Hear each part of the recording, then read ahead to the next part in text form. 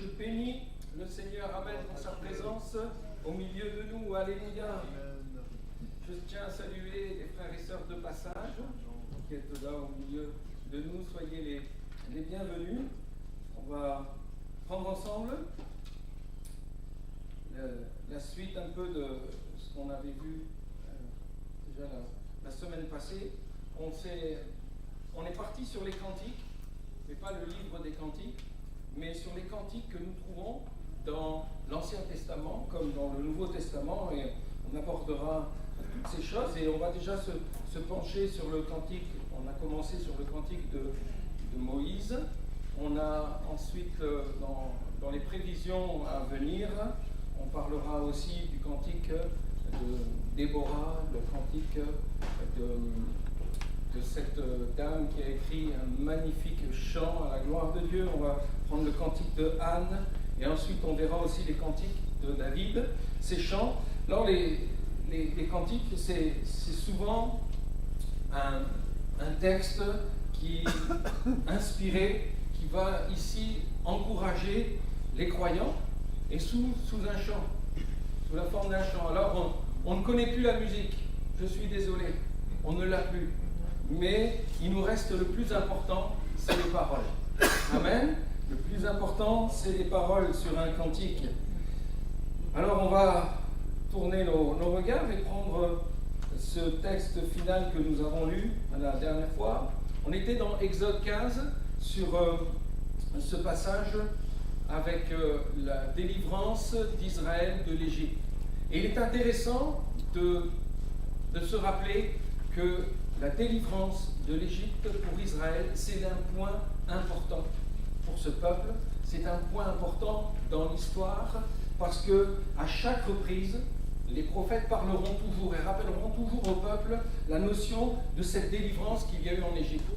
Il est question aussi dans la tradition hébraïque, la notion de la délivrance de l'Égypte revient souvent dans la bouche du juif, parce qu'elle parle ici bien sûr de la notion de la Pâque, qui est de la délivrance de l'oppression de l'Égypte. L'Égypte, c'est Mitzraïm, qui parle de la pression de ce qui était obscur, ténébreux, et le peuple d'Israël en a été libéré.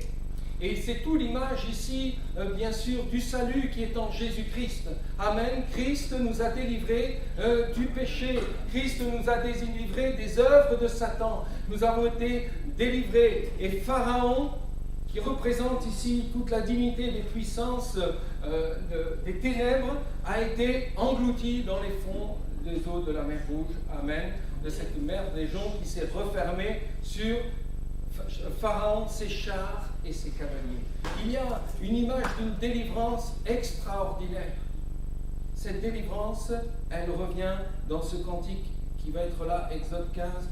Moïse va être dans la joie. Imaginez un peu cette joie, ils étaient là, confrontés à la mort. Il n'y avait plus d'issue, mais Dieu est intervenu en ouvrant les eaux, et ils ont pu traverser les pieds au sec. C'est tout un miracle puissant qui a été manifesté. Et c'est tout le miracle puissant qui agit encore aujourd'hui en Jésus-Christ. Alléluia. On peut être devant un mur, l'obstacle qui est pour nous du péché, peut-être des choses qui nous tiennent paralysés. Nous sommes comme bloqués. Mais sachant une chose, il y a possibilité d'être délivré en Jésus-Christ. Alléluia.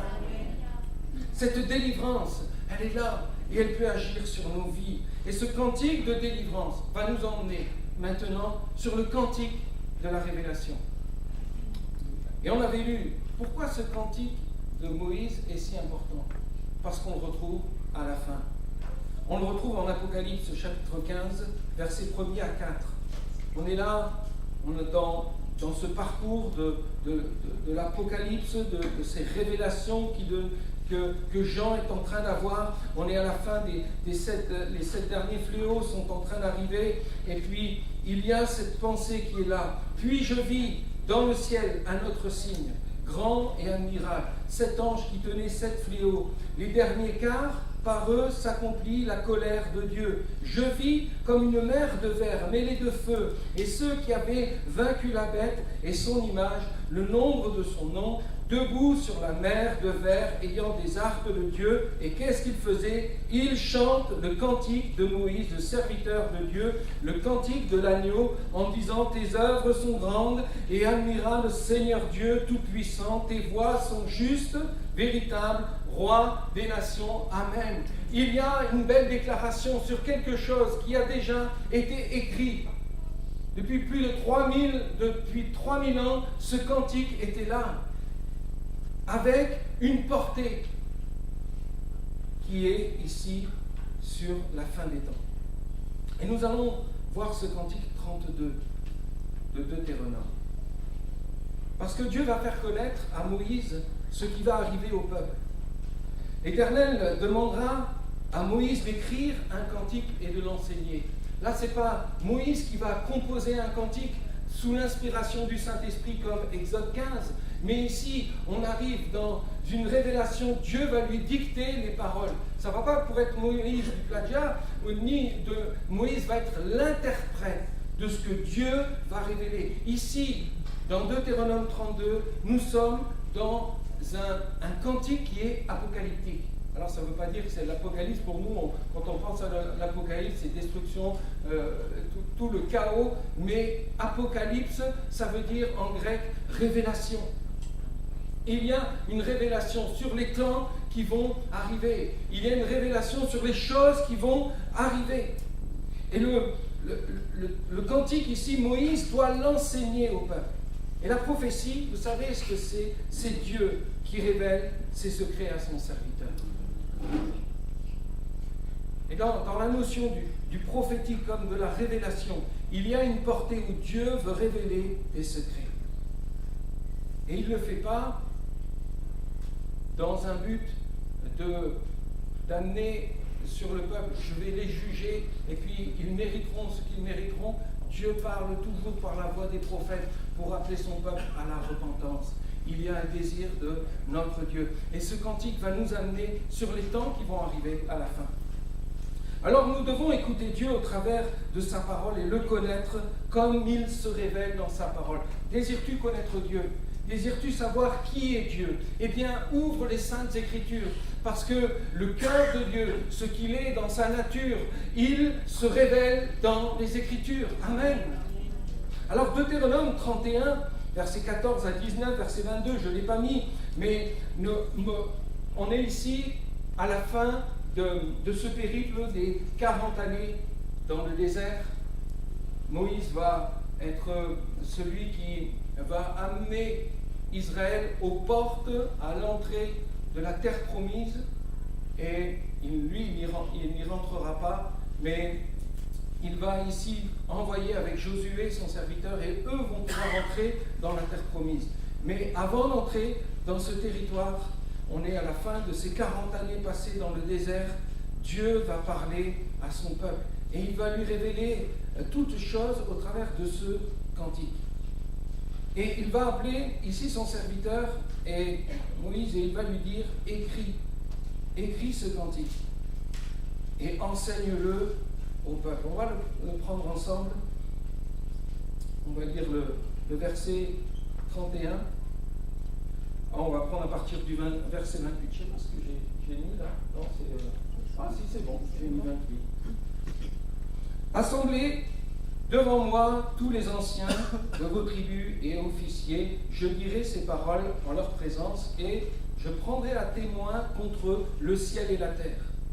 Je sais qu'après ma mort, vous vous corromprez et que vous vous détournerez de la voie que je vous ai prescrite. Et le malheur finira par vous atteindre quand vous verrez ce qui est mal aux yeux de l'Éternel. Pardon, quand vous ferez ce qui est mal aux yeux de l'Éternel, au point de l'irriter par l'œuvre de vos mains. Moïse prononça dans leur entier les paroles de ce cantique en présence de toute l'assemblée d'Israël. Et c'est ce texte que nous allons prendre ensemble. Juste s'arrêter sur le verset 29. Ici, dans la version Louis II, nous avons ici « Le malheur finira par vous atteindre ». Et dans une traduction, on le retrouve dans la Darby, mais vous l'avez aussi quand on regarde dans le texte hébraïque. Ba'acharit Ayamaim, qui ici nous amène sur la notion de la fin. On est ici, Acharit, ça signifie en hébreu le dernier temps. On est dans une notion prophétique, dans les derniers jours. C'est la notion des derniers jours. Alors il est vraiment question ici, voilà, vous arrivera du mal à la fin des jours. À la fin des jours, il va vous arriver quelque chose qui est l'image de la souffrance, de quelque chose qui est dur à porter à la fin des jours. Et c'est pour ça que ce texte doit être lu dans une façon apocalyptique, d'une révélation qui est donnée. Parce que tout ce qui va être décrit, quand on va lire ce cantique ensemble, vous allez voir une chose extraordinaire. C'est que rien ne s'est encore passé de toute l'histoire d'Israël que l'on connaît, du livre de Josué, des juges, des rois. Rien n'est encore arrivé. Ils sont encore aux portes, à l'entrée de Canaan, que Dieu va déjà tout révéler, ceux qui vont, comment ils vont être, comment ils vont agir. Mais dans la finalité, jusqu'à la fin des temps, ce cantique révèle, mais il va parler du secours et de la délivrance qu'il apportera à son peuple, parce que Dieu aime son peuple. Amen.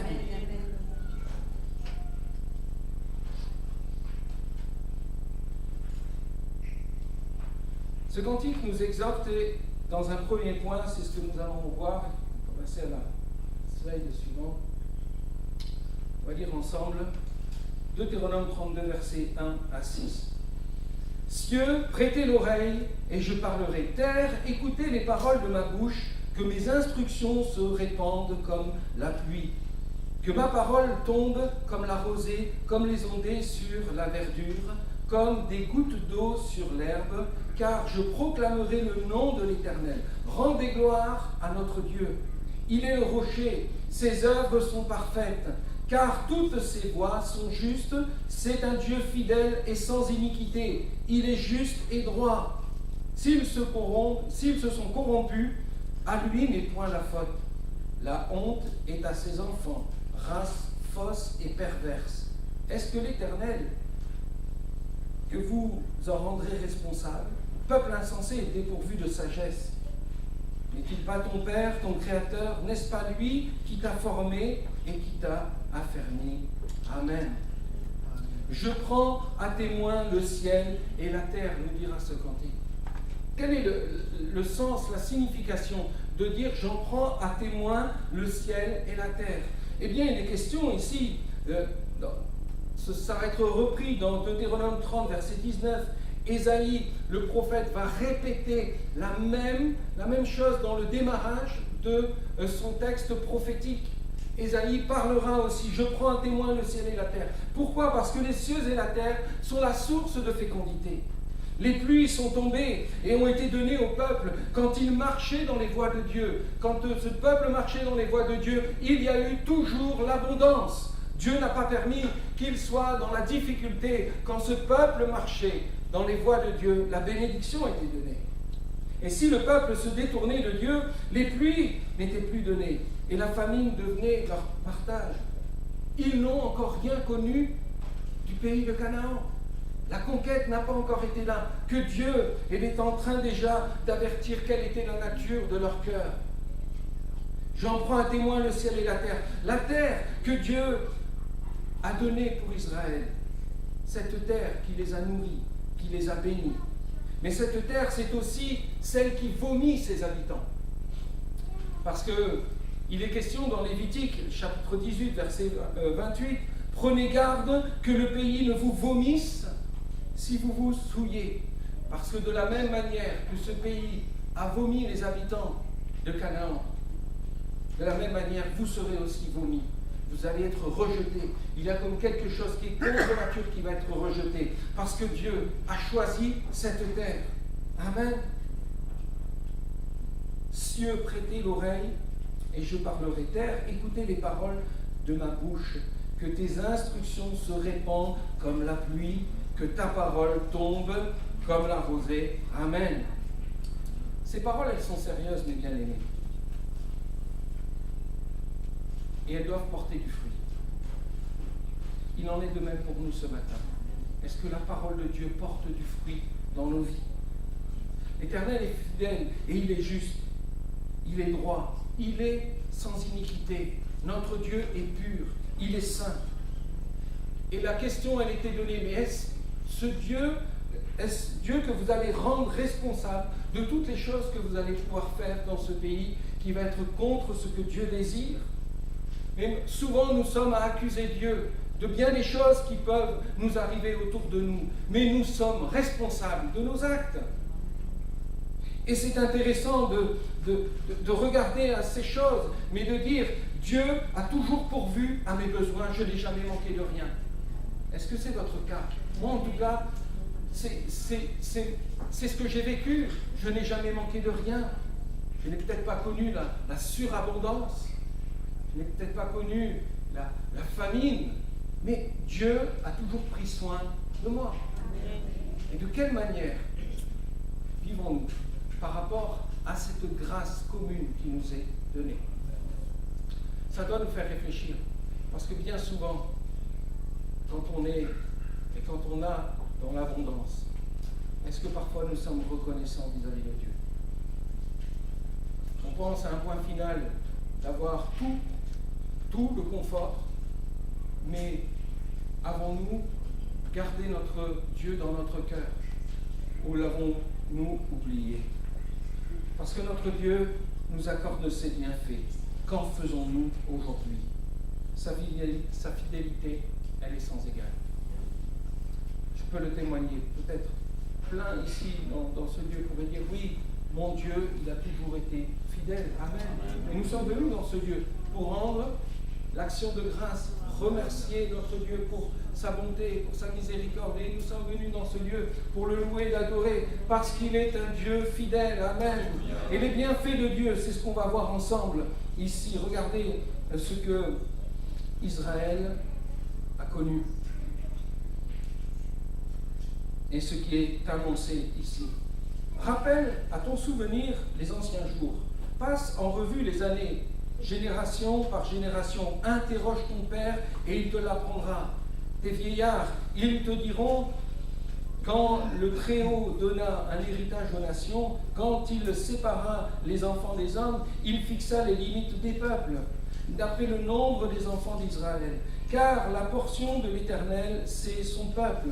Jacob est la part de son héritage. Il l'a trouvé dans une contrée déserte, dans une solitude aux effroyables hurlements. Il l'a entouré, il en a pris soin, il l'a gardé comme la prunelle de son œil, pareil à l'aigle qui éveille sa couvée, voltige sur ses petits, déploie ses ailes, les prend, les porte sur ses plumes. L'Éternel seul a conduit son peuple. Il n'y avait avec lui aucun Dieu étranger. Il l'a fait monter sur les hauteurs du pays, et Israël a mangé les fruits des champs.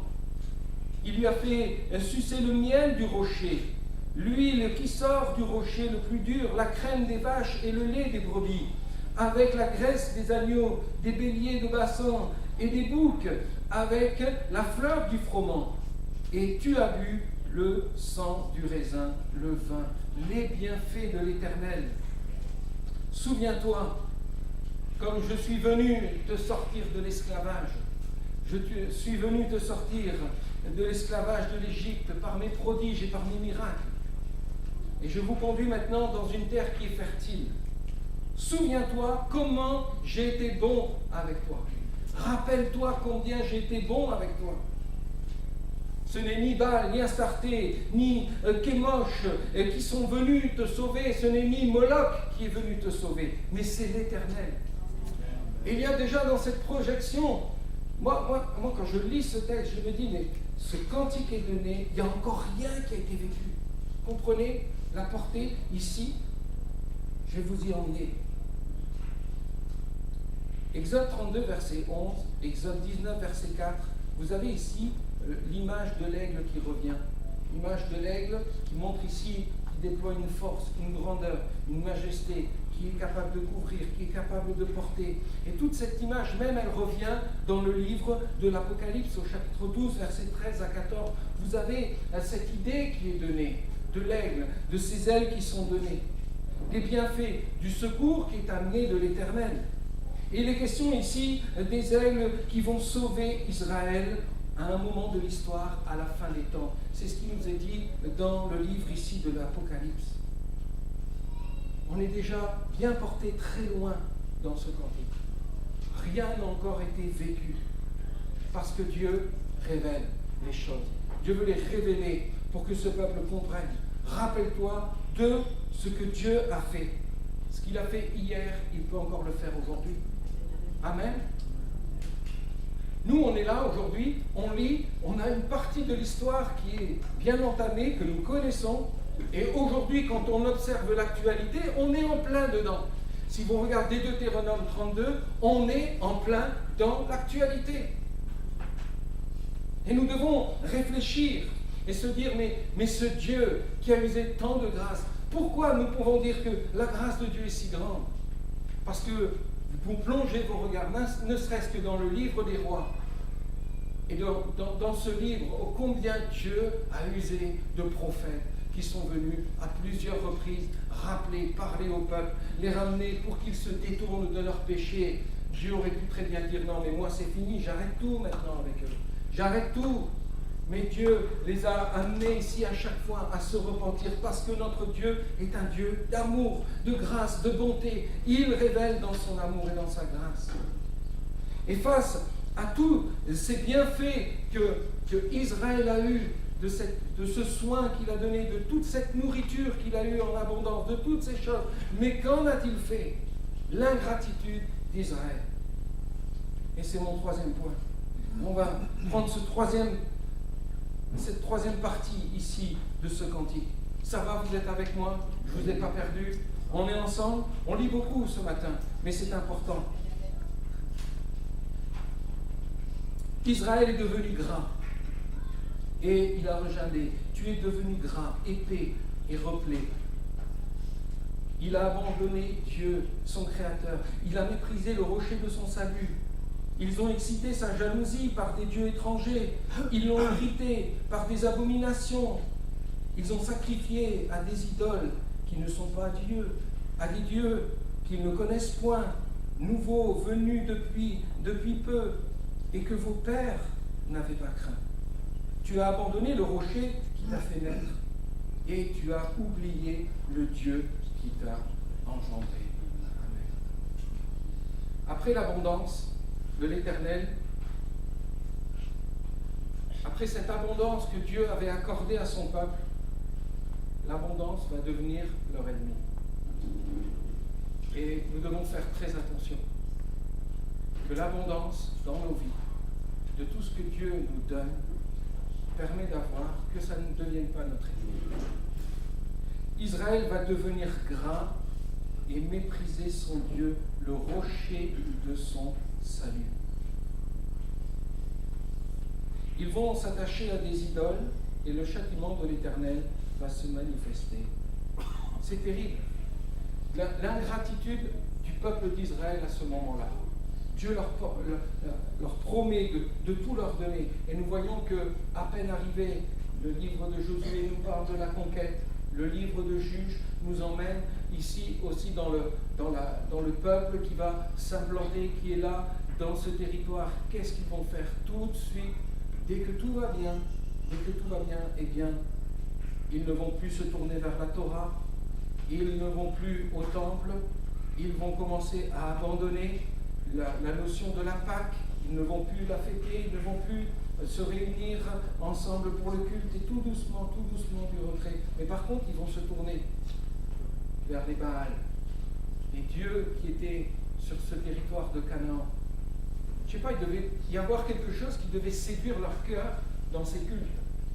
On parle de sensualité, on parle de choses et d'autres, c'est peut-être ça, mais je vais vous dire une chose, vous savez quoi? C'était tous des dieux qui étaient là pour la fertilité.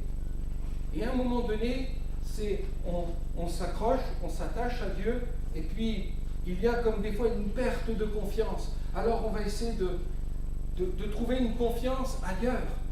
Et ces dieux et ces Israélites vont commencer à se tourner vers d'autres dieux, parce qu'il faudrait peut-être en avoir plus de confiance. Et vous savez, c'est tout notre attitude. Bien souvent, on est là, on demande à Dieu, on va lui faire confiance, on veut lui placer notre vie, mais je veux quand même être au contrôle de certaines choses. Je ne veux pas être tranquille. Moi, je contrôle les choses un peu. Et il n'y a pas cet abandon complet. Alors, la notion de se tourner vers les Baals et vers les Astartés, c'était au cas où Dieu n'enverrait pas la pluie. Il faut qu'on fasse d'autres choses aussi pour que la pluie elle arrive. Et c'est comme ça que ce peuple va se laisser séduire aussi, parce qu'ils ne se seront pas débarrassés de toutes les nations qui étaient là, du peuple cananéen, qui les a amenés tout doucement. Parce que quand il y a des choses qu'on ne règle pas dans nos vies, elles reviennent facilement. Et elles finissent après par être notre ennemi numéro 1. Et Dieu nous appelle à faire du tri ce matin dans nos vies. Parce que les Baals, les Astartés, ce sont des dieux, mais qui ont aujourd'hui leur référence dans ce monde. L'argent. Aujourd'hui, il faut surtout l'argent, parce que sinon, s'il n'y a pas d'argent, on ne fait rien. Non. Notre confiance, elle doit d'abord être en Dieu. Dieu pourvoit nos besoins. Je ne veux pas commencer à faire des entourloupes, à essayer de faire des choses qui sont contraires à ce que Dieu veut. Et puis, c'est pas grave, je vais voler un peu, parce qu'on ne sait jamais. On peut toujours... et on essaye toujours d'avoir de l'argent dans des choix et des décisions qui ne sont pas honnêtes. Soyons honnêtes devant Dieu. Faisons-lui confiance. Ne soyons pas ingrats. Notre Dieu va nous bénir. Il nous a tout donné. Nous avons tout, mes bien-aimés. N'abandonnons pas notre Créateur. Faisons-lui confiance. Les châtiments de l'Éternel. Ça va être un gros pavé, ça. Deutéronome 32, versets 19 à 25. On continue sur ce quatrième point.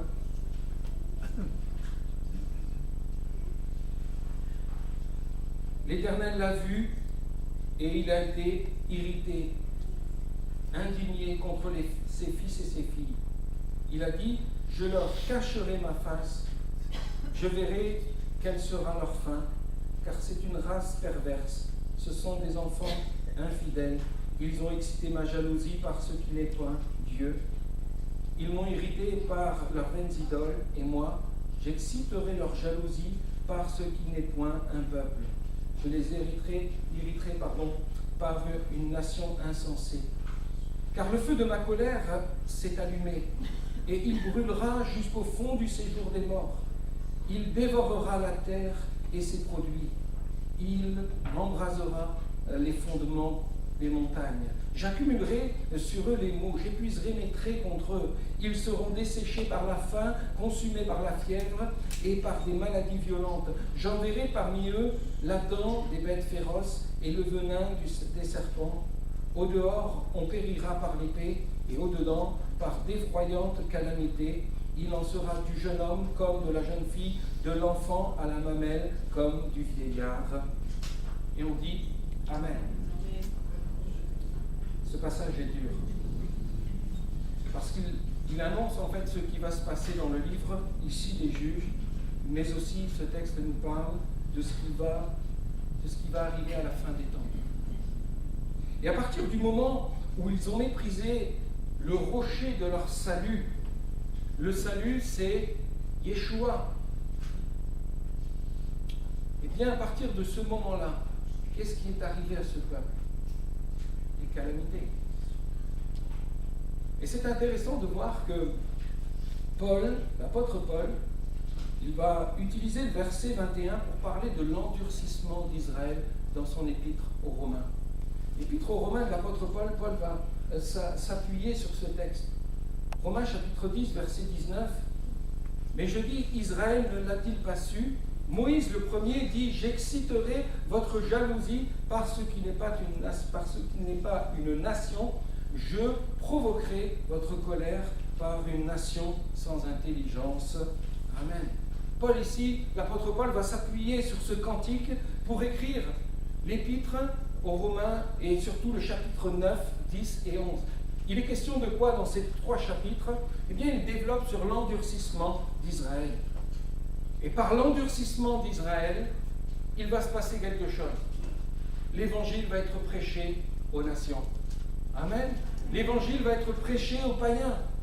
Et ce passage aussi nous parle de la conversion finale du peuple d'Israël. Et je dirais même du salut pour Israël. La finalité, mes bien-aimés, c'est qu'à un moment donné, ce peuple va reconnaître son Dieu. Alléluia. Et cela doit nous encourager. Regardez depuis l'an 70 ce qui s'est passé pour Israël. C'est quand même très fort ici. Titus, Adrien ont détruit Jérusalem. Israël a été ravagé. Les peuples, le peuple d'Israël a été répandu sur tout le territoire romain. Et là, c'est l'une des plus grandes diasporas qu'on peut trouver. Et de cette diaspora, ça va être amené jusqu'en 1940, 45, où on va détruire le peuple d'Israël avec la Shoah. On est sur un point qui est là. Et qu'est-ce qui va se passer en 48? La nation d'Israël va renaître. Il y a quelque chose qui va partir. Et ça redémarrage. Pourquoi? Parce qu'on est en train de vivre aujourd'hui. Toutes ces choses, elles se mettent en place. Israël redevient ce peuple, cette nation qui est là. Et ça peut paraître un peu étrange, ce que l'on est en train de vivre. Mais il va encore se passer des choses avant que Jésus revienne. Et malgré ces calamités qui est tombée sur ce peuple, pendant tout ce qu'ils ont vécu, je ne sais pas si vous vous rappelez, mais on l'a déjà vu sur un dimanche, sur des jeudis, sur les mardis, où j'ai parlé de tous les pogroms, de tous les actions antisémites qu'il y a eu sur le peuple juif. Ils ont connu que ça. Ils n'ont jamais été tranquilles nulle part. Que ce soit en Espagne, que ce soit en Autriche, que ce soit en Russie, que ce soit de partout, même en France, il y a eu toujours une pression qui a été donnée sur le peuple d'Israël, où on a cherché à les détruire, on les a accusés de tous les maux, on les a accusés de tout. Et ce peuple-là, il est là, il tient, et aujourd'hui il se retrouve là, dans ce pays, en train de reconstruire quelque chose qui était humainement impossible. Ça nous amène à cette réflexion. Aujourd'hui, si l'évangile a pu être prêché, si l'apôtre Paul est parti et il a été dans l'Europe et que l'évangile a pu être prêché parmi les païens, c'est parce que Israël s'est endurci. Vous comprenez la grandeur de la grâce de Dieu pour nos vies aujourd'hui? Ça doit nous amener à quoi aujourd'hui? Nous devons pleurer et nous devons prier pour Israël, pour qu'ils reconnaissent son Messie. Il y a un reste de Juifs qui ont accepté Jésus, qui vivent en Israël. Il y a parmi le peuple palestinien en Cisjordanie, à Gaza, dans tous ces territoires, il y a des gens qui ont accepté Jésus, il y a des Arabes qui ont accepté Jésus. Vous comprenez qu'il y a l'évangile qui est en train d'être annoncé dans ce territoire. Parce qu'il y a des gens qui, au vu de toutes les persécutions qu'on peut affliger sur eux aujourd'hui, prêchent le salut qui est en Jésus-Christ. Mais pour l'instant, ce peuple est aveuglé, il n'arrive pas à comprendre. Pourquoi? Parce que les plus grands persécuteurs du peuple juif, ça a été l'Église. Et ça, on ne va pas s'en glorifier. Loin de là. Mais il faut qu'aujourd'hui, nos yeux reviennent sur la parole de Dieu, que nous puissions comprendre le plan de Dieu pour Israël et de se mettre à dire, oui, peut-être nous avons dans le temps persécuté ce peuple parce que nous étions dans l'ignorance, parce qu'il y avait des choses qu'on n'avait pas compris. Et si Israël a échoué dans ce mandat, peut-être que l'Église, elle a échoué aussi dans son mandat. Mais il faut qu'aujourd'hui, nous revenons sur les Écritures, sur la parole de Dieu et que nous prions pour le salut d'Israël. Pour qu'il se repente, pour qu'il reconnaisse son Messie, parce qu'il y a un reste. Et je n'exclus pas le peuple arabe. Ils y sont là, ils y sont sur le territoire. Et ils font partie des païens qui ont besoin d'entendre Jésus. Ah, vous êtes avec moi, je le sais.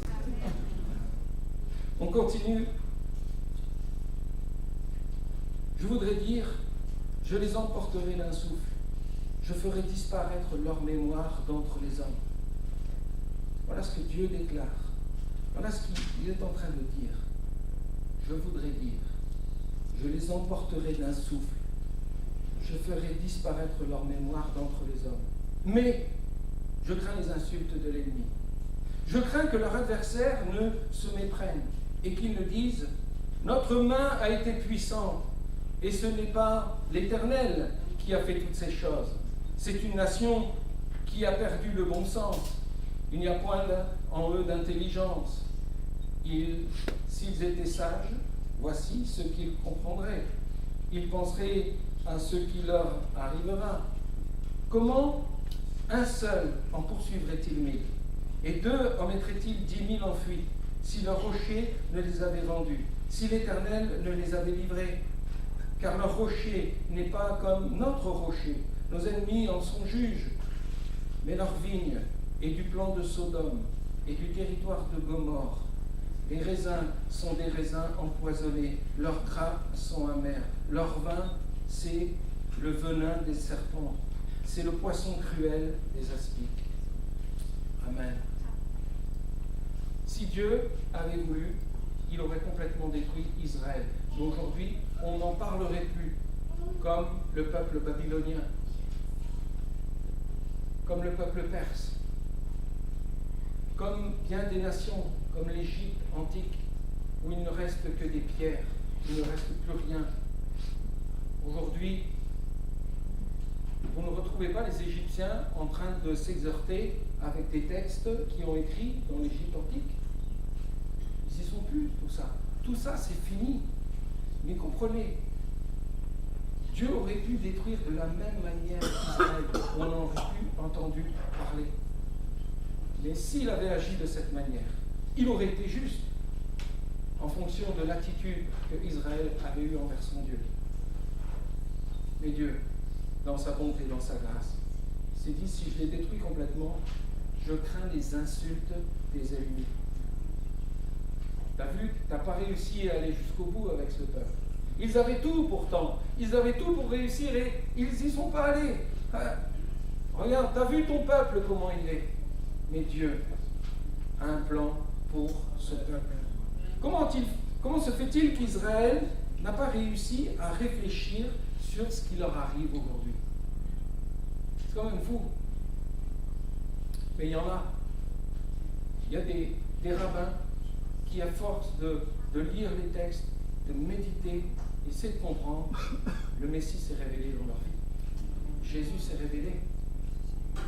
Au point que ça a bouleversé, qu'ils n'ont pas pu l'expliquer complètement. Ils ont eu cette révélation de Christ, jusqu'à ce que Zev Kaufman, qui lui a rencontré le Messie dans les années 40 et a amené aussi à ce que la première église messianique elle a pu s'implanter en Israël, rue des Prophètes, à Jérusalem. Il y a des gens qui ont médité sur les Écritures parce qu'ils ont compris. Comment se fait-il qu'Israël est toujours au centre des batailles depuis 70 jusqu'à maintenant? Ils ont subi tous les pogroms, la haine, l'injustice. Comment ça se fait?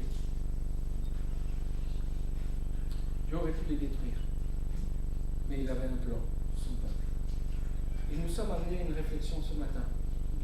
C'est le rôle de l'Église d'appeler Israël à se repentir. Je lis dans ce texte, vous imaginez à qui l'Éternel, dans ce cantique, compare son peuple. Il les compare à Sodome et Gomorrhe. Dans cette vision de ceux qui allaient désobéir, de ceux qui allaient abandonner le Dieu et de se détourner, il va les comparer à Sodome et Gomorrhe. Lisez dans la Bible qui est Sodome et Gomorrhe.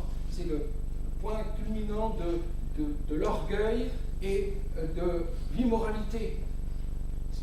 Comprenez tout ça. Il est dans cette comparaison qui est là. Mais Dieu a un plan pour son peuple. Et on en arrive à mon 5e point, et je finirai là. Ça va être le triomphe final. On le lit ensemble, versets 33 à 43. Cela n'est pas caché près de moi, scellé dans mes trésors. Cela n'est-il pas caché près de moi, scellé dans mes trésors? À moi la vengeance et la rétribution.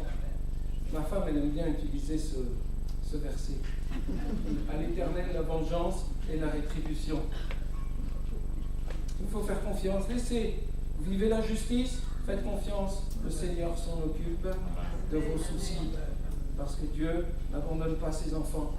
Allez, je relis ce verset. Cela n'est-il pas caché près de moi, scellé dans mes trésors? Les sceaux sont en train de s'enlever. Et puis les jugements sont en train d'arriver. L'Apocalypse, c'est là, tout est caché, tout est déjà mis.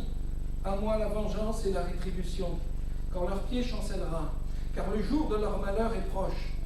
Et ce qui les attend ne tardera pas. L'Éternel jugera son peuple, mais il aura pitié de ses serviteurs, en voyant que leur force est épuisée, et qu'il n'y a plus ni esclaves, ni hommes libres. Il dira, où sont leurs dieux? Le rocher qui leur servait de refuge, ces dieux qui mangeaient la graisse de leurs victimes, qui buvaient le vin de leurs libations. Qu'ils se lèvent, qu'ils vous secourent, qu'ils vous couvrent de leur protection.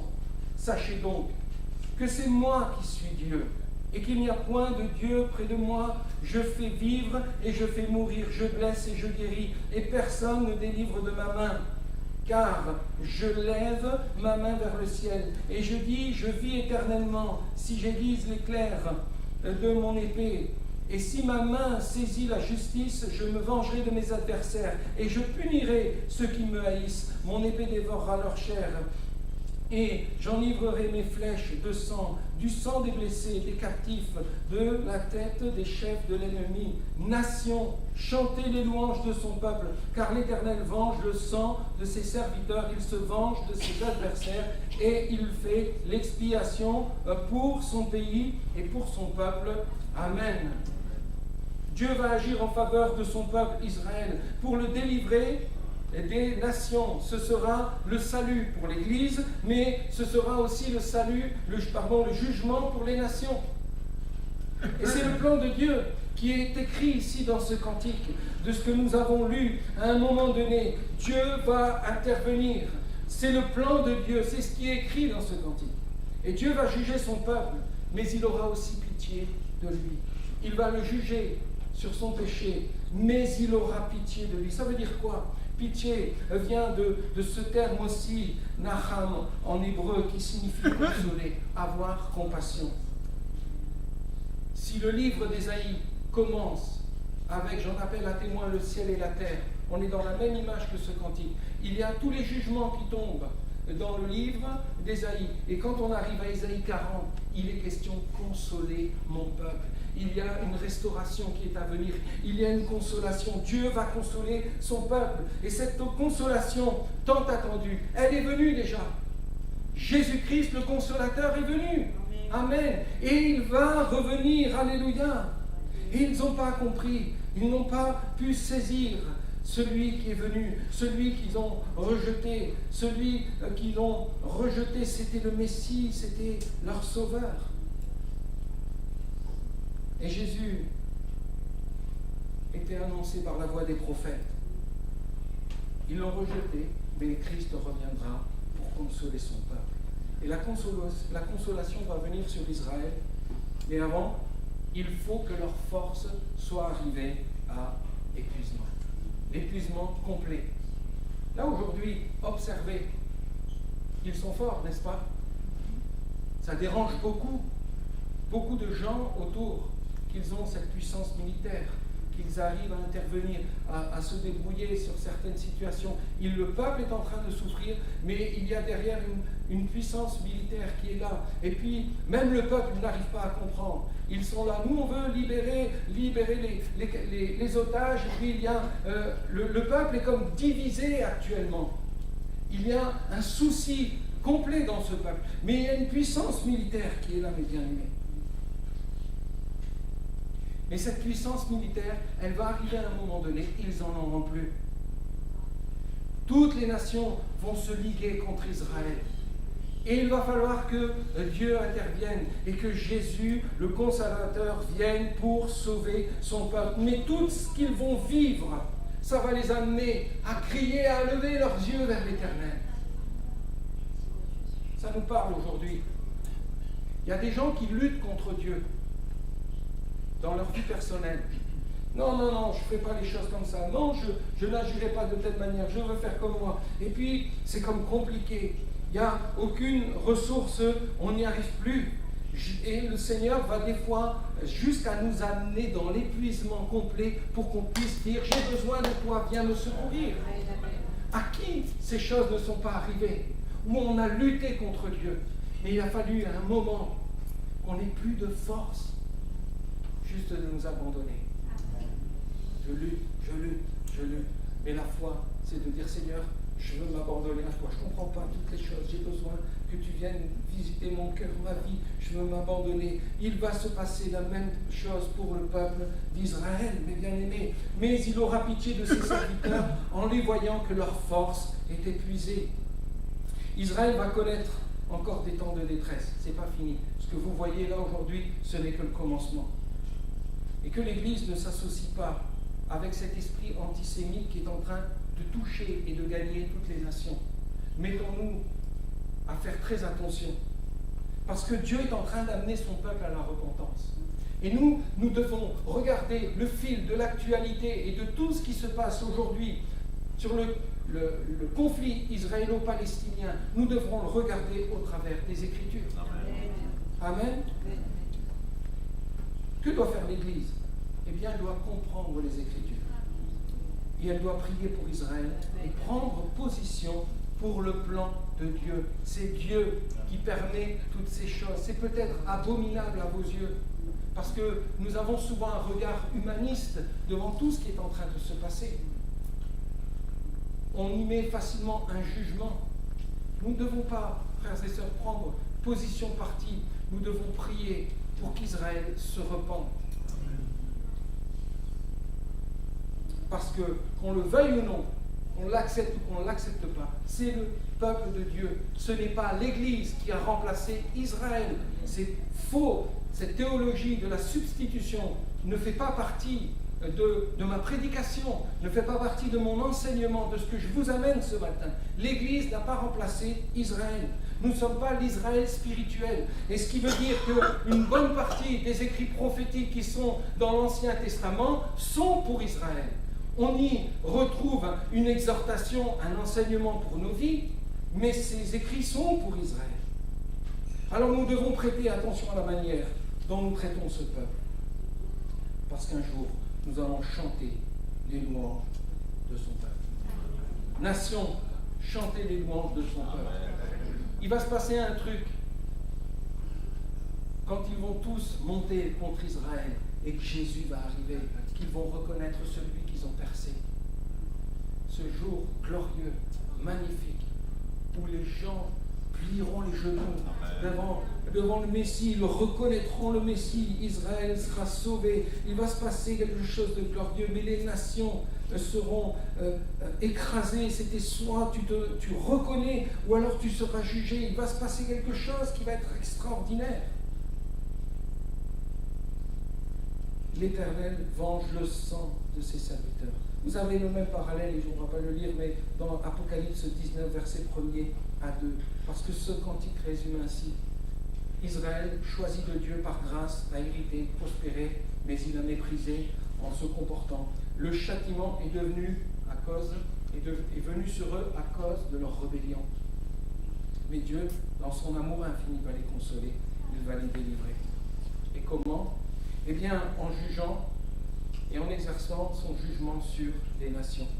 Si ça peut vous paraître très vague, ce que je suis en train de vous apporter ce matin, sachez une chose.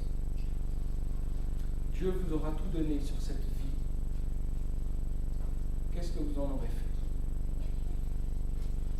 Confort, bien matériel, de toutes ces choses, vous avez manqué de rien. Qu'est-ce que vous allez faire? Est-ce que vous allez faire comme Israël, mépriser celui qui vous a donné la vie? Nous devons réfléchir à toutes ces choses. Parce que l'histoire d'Israël, c'est une prédication pour nos vies aujourd'hui. Parce que ce peuple a été choisi, mais il a été sorti des païens. devenir Israël. Abraham a été arraché de Babylone. Amen. Et de païens, ils sont devenus le peuple de Dieu, mis à part, etc. C'est la même prédication pour nous. Nous étions dans l'ignorance, dans le péché, mais Christ nous a arrachés et il nous a sauvés du péché. Amen. Il est venu nous chercher, nous avons marché à sa suite. Alors nous sommes en train de rentrer dans ces temps. Et le cantique date d'entre 1500 et 1400 ans avant Jésus-Christ, avant la conquête de Josué, des juges, des rois. Mais Dieu a averti son peuple. Ces cantiques sont prophétiques. Et vous retrouverez cette pensée de l'apôtre Paul, et je termine avec ceci, Romains 11,15. Car si leur rejet a été la réconciliation du monde, que sera leur réintégration, sinon une vie d'entre les morts? Amen. Il va y avoir la vie. Et je termine avec cette lecture. Moïse vint et prononça toutes les paroles de ce cantique en présence du peuple, Josué, fils de Nun, qui était avec lui. Lorsque Moïse eut achevé de prononcer toutes ces paroles devant tout Israël, il leur dit, prenez à cœur toutes les paroles que je vous conjure aujourd'hui de recommander à vos enfants, afin qu'ils observent et mettent en pratique toutes les paroles de cette loi. Car ce n'est pas une chose sans importance pour vous. C'est quoi? C'est votre vie, et c'est par là que vous prolongerez vos jours dans le pays dont vous aurez la possession, après avoir passé le Jourdain. Amen, amen. C'est votre vie. Alléluia. Prions ensemble. Seigneur, nous réalisons, Seigneur, que ta parole est pleine de vérité, pleine de merveilles, Seigneur Jésus. Parfois des choses qui sont dures à accepter, à comprendre. Et je reconnais, Seigneur, à plusieurs fois quand j'ai lu ce cantique, Seigneur, j'en voyais pas la portée. Je ne comprenais pas, Seigneur Jésus, mais merci d'avoir éclairé mon cœur, Seigneur Jésus, m'avoir fait comprendre, Seigneur. Seigneur, dans ce cantique, Seigneur Jésus, je veux reconnaître, Seigneur, qu'il y a une espérance qui va bien au-delà. Seigneur, l'avenir, c'est la vie avec toi. Amen. Seigneur Jésus, et je reconnais, Seigneur, que peut-être au milieu de nous, les hommes et les femmes ont besoin de se décider pour toi, de comprendre que le salut est en Jésus-Christ, que tu puisses être le rocher de leur délivrance, dans laquelle ils vont puiser, qu'ils vont s'appuyer, Seigneur, dans tout ce que nous allons vivre, dans les événements qui vont arriver devant nos yeux, Seigneur, que nous ne soyons pas déstabilisés, Seigneur, mais accrochés à ta parole, Seigneur Jésus, et faisons confiance pleinement en toi. Je loue, je bénis ton nom, que ton nom soit loué, glorifié, Jésus.